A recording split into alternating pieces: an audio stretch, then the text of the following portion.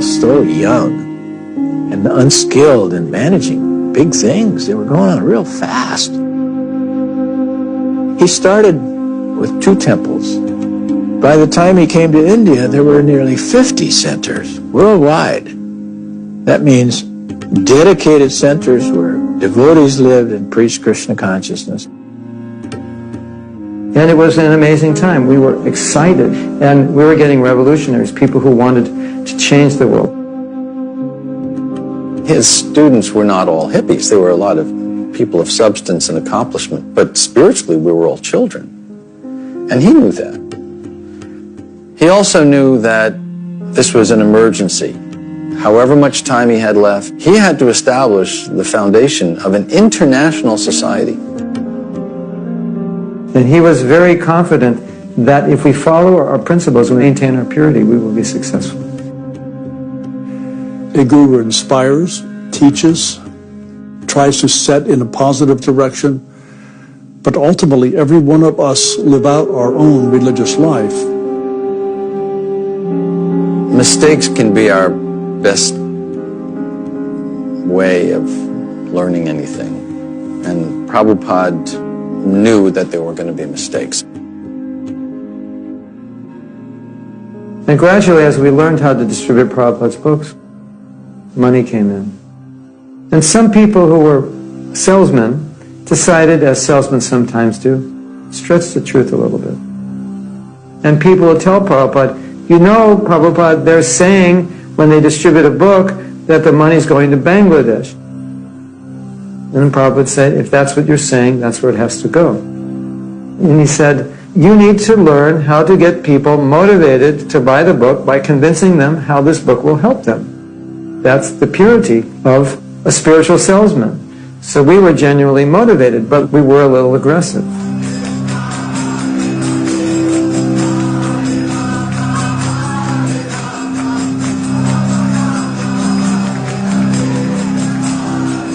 Many would consider members of the Hare Krsna sect to be little more than a noisy nuisance. They've been labelled dangerous religious fanatics and lumped together with cults, but the Krishnas say they're simply misunderstood. They are the mafia of the religious world. As a matter of fact, they have ties to the organized crime families in the United States. Now, that's a serious charge. It sure is. Sure. Are you saying that crime is an organized planned program of the Hare Krsna? Yes. The scholars called it the NRMs, the New Religious Movement. The story you're about to see is a parent's nightmare, the story of a family whose daughter disappeared. When they finally found her, they had to fight just to get to talk with her because she had joined a cult. Thousands and thousands of young people leaving their former religions and joining the NRMs. The parents and the religious leaders, there was a tremendous backlash. Cheryl Zimmerer is 18. She tried university and a job in Treasury before leaving both to join the sect a few months ago. Today, after her initiation by the spiritual master, she says she's found true happiness. But her mother and her aunt are not so sure. She's given up university to do this, given up everything, she's not working, and I can't see any future in it at all. What's going to happen in 10 years' time? There's worried that, in fact, all the things you're saying are largely due to brainwashing. Are you worried that she's worried? I'm worried that she's worried, but I don't think she should be. These parents became alarmed. Because they're actually kidnapping people. You'd be walking in the street and they would just throw you in a car. And they'd say, your parents are in the car behind us. We need to talk to you. And they put you in a hotel. Parents were hiring people who would kidnap us and try to deprogram us. So there was a whole business started of deprogramming. You think that these groups have techniques of mind control that you feel are dangerous? Yes, Hare Krsna is one of the main ones. And they use the same technique. It's no different from Guyana. Jim Jones is no different from Hitler. The anti-cult movement developed this theory that anybody that would join one of these movements could not possibly have done so voluntarily. It had to be the victim of mind control, that they were brainwashed. Of course, Prabhupada admitted many times, yes, we are brainwashing. The brain is very dirty and we are cleaning it. This was a case, People versus Murphy. Criminal charges brought against two devotees in the Supreme Court of New York City. This was an attack on everything that we stand for, on the fundamental principles of the Bhagavad Gita, that the Bhagavad Gita is a tool of mind control. Prabhupada said, our defense statement is the whole Srimad Bhagavatam, the Bhagavad Gita, the nectar of devotion, the nectar of instruction. He said, you present all of our books. He said, let the case go on for years. But the more he got attacked, the more energized he became. He was a fighter. Prabhupada loved a good fight. In the end, Justice Leahy of the New York Supreme Court said, quote, they were reaping the benefits of a bona fide religion with roots in India that go back thousands of years.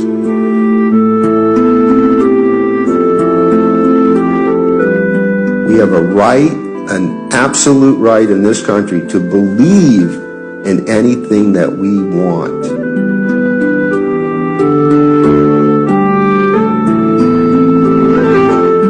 This is always considered to be a watershed event.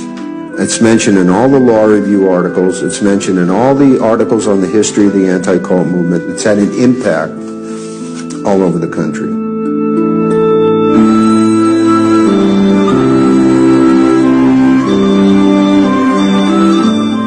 You know, that was a big victory for Prabhupada.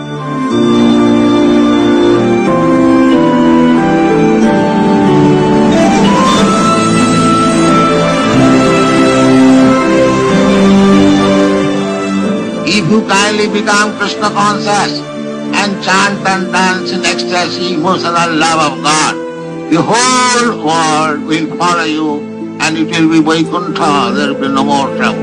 Thank you very much.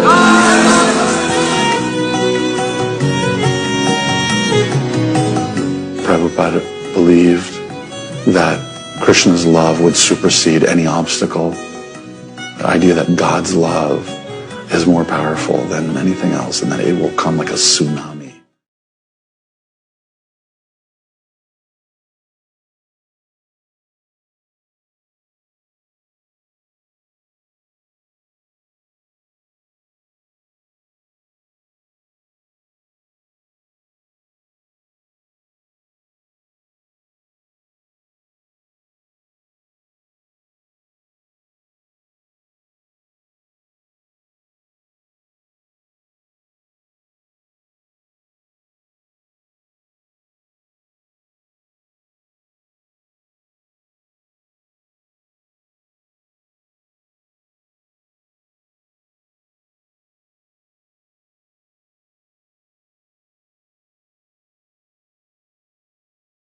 Astonished me.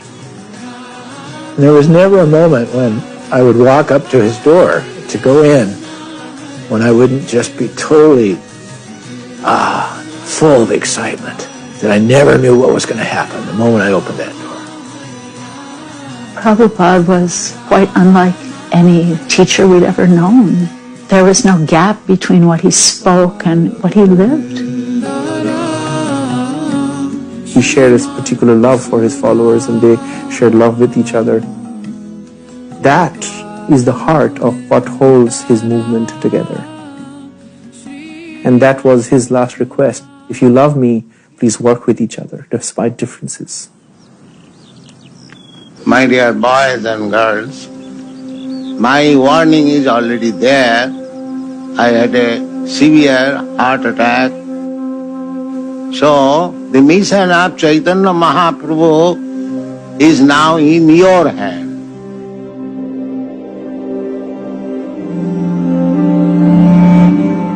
Here I am sitting, but my heart is always hankering after the Vrindavan, that sacred place.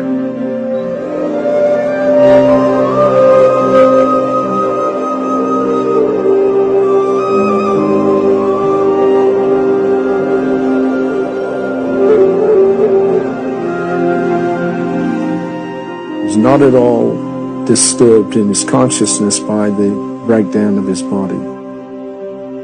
You could see, here's a person that really understands he's not this body.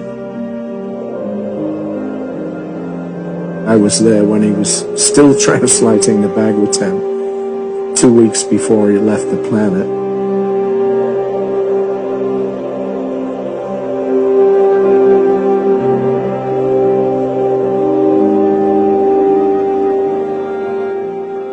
We have got our eternal life, and in eternal life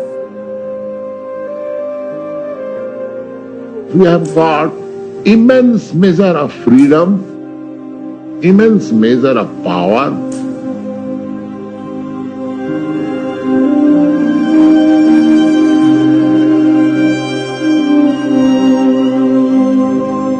I came to your country single-handed with these pair of symbols. Now, you are so many chanting Hare Krishna. That is my success.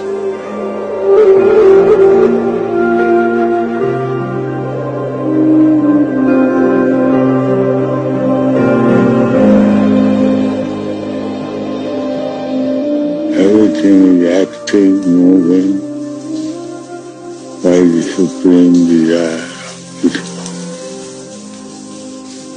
This consciousness is Krishna consciousness.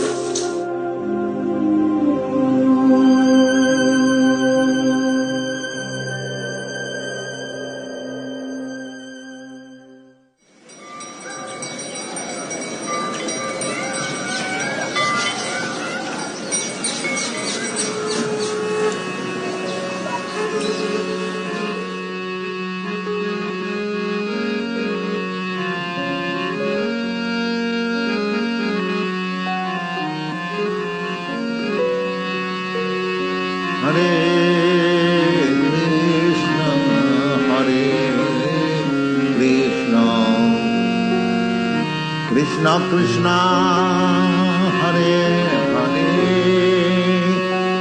Hare Rama, Hare Rama, Rama Rama, Hare Hare. Hare Krishna, Hare Krishna, Krishna Krishna, Hare Hare, Hare Rama, Hare Rama, Rama, Hare Rama. One more time, yeah. Hare Krishna, Hare Krishna,